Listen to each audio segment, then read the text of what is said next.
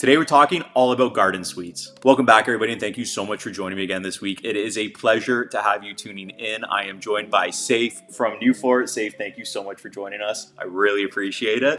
We have some awesome content today, but before we jump into that, be sure to pop a like on this video to get this information in front of other people that want to benefit from it. And if you haven't already, subscribe to join the growing community. And lastly, I am Justin Little, a local real estate agent here in Hamilton, Ontario that loves making educational videos about the market. So now that that's out of the way, let's jump into the content that everybody's here for. So I really appreciate you inviting me in to do this because I've heard a lot of talk around garden suites. This is the first finished one I physically ever stood in. So that's a huge thing to be able to talk from that point of view. Now, what we're standing in, I guess, this used to be a garage? Yeah, it did. It was probably a car and a half wide garage, roughly 18 by 25, 450 square feet. Wow. So when it comes to converting a garage versus building a completely new space, are there processes that make it easier than going new, or would you say that each has its own challenges? Like, what would you prefer to do? I think each has its own challenges. I'll tell you why. Because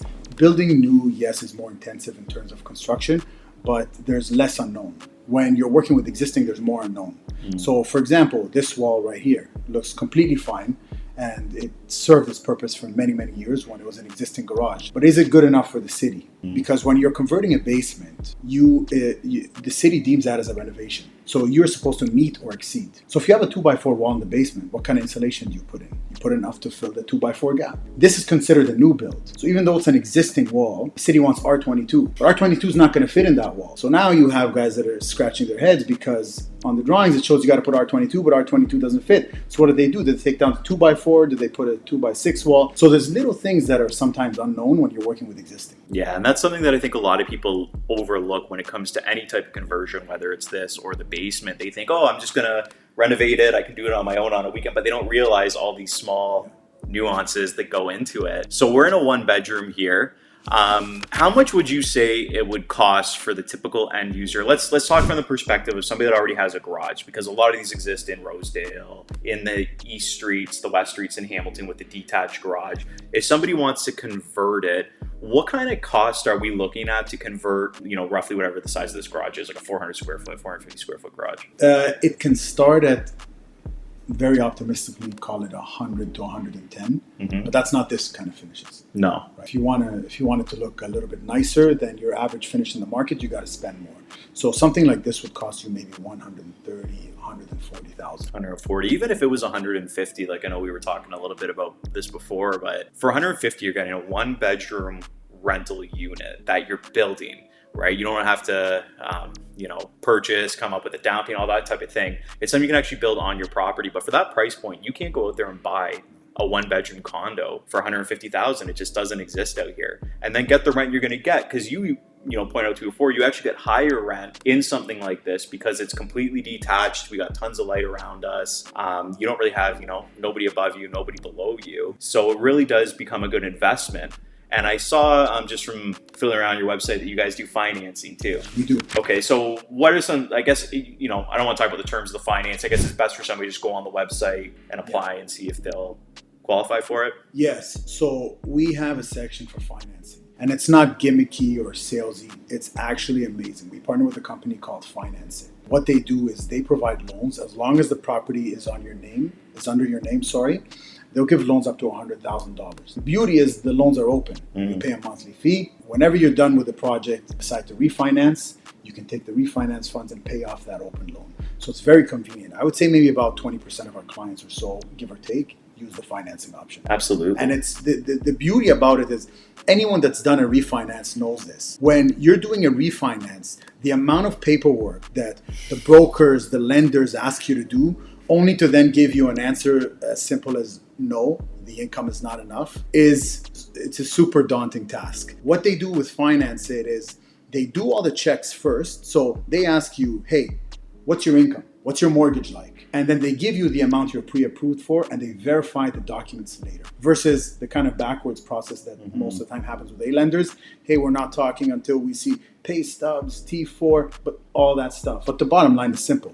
How much do you make and what are your expenses? So based on that, honestly, in as little as 5 minutes, I would say, you can go to newfore.com/financing, hit apply now, and find out if you get a $100,000 loan completely open in about 5 minutes. Yeah, that's spectacular. And then what you can do after, when the structure is completed, when it's built, then it's a lot easier to go back to the bank and refinance it at that point, because then, you know, you put a rental in here, you have the proof of income. It just makes it easier to qualify for that additional amount, and then you're bundling it all together. Right. So that's a great route to go. In terms of somebody looking to do a unit like this now, do you know, is there a minimum square footage that somebody would have to have if they're looking at converting their garage? Yes. Building code has certain requirements like natural light requirements, minimum room size requirements. When you're combining rooms, you have different square footages. So it all depends on the configuration. But I would say the bare minimum for you to get a half decent livable space as a bachelor is the low 300s. Low 300s. So call Wow. it 300. So that really is like a tiny home, right?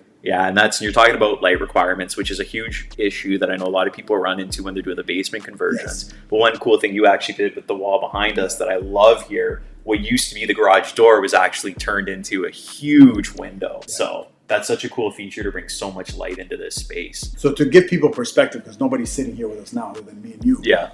All the blinds are closed, and the blinds here are down as well. And this is the kind And of it's light so bright in it's here. crazy. So I know. there's lots of windows here. If you think about it as a percentage, the basement windows need about 5% of the wall square footage. This is a lot more than 5. Yeah. And then in terms of utilities, some people might just have, you know, a hydro running out to the garage because they have a light and an opener or whatever it is. How did you get the utilities out here, and what are some options for utilities in spaces like this? Utilities, you can get whatever you want. You can put gas, you can put everything you want. The best bang for your buck is to just run electrical, water, and drain, obviously, and no gas. Because who pays for the gas bill? The landlord. So if you're doing this as an investment, it's not ideal to do gas as a separate utility, because it's only going to be 1 meter for the address. So what we did is we ran a trench to the house, and then we connected the drains. We ran water lines below the frost line, and we ran new wiring. And then the new wiring comes to a panel's over here, and it's all separately metered as well. So this behaves just like a completely separate home. It has nothing to do with the house inside. So this panel goes straight to the meter base, which is mounted on the house and has its own utilities. So the tenant that lives here can actually come in, get a completely separate bill, call Electra, and they have their own number for this address. That's amazing, because even just the advantages of the heating and cooling being electric, right? When you're looking at a lot of these homes that are sometimes split, the heating and cooling is one HVAC system. Yeah. So you're trying to split it 50-50, and then, or even water the guy upstairs taking too many showers, like kind of stuff like that, right? You're right. But this being self-sufficient is huge. So to be clear, the water is not going to be split separate, because that you have to sub-meter. I think you can. Honestly, we haven't done a ton of them. We're working on one right now where we're sub-metering it.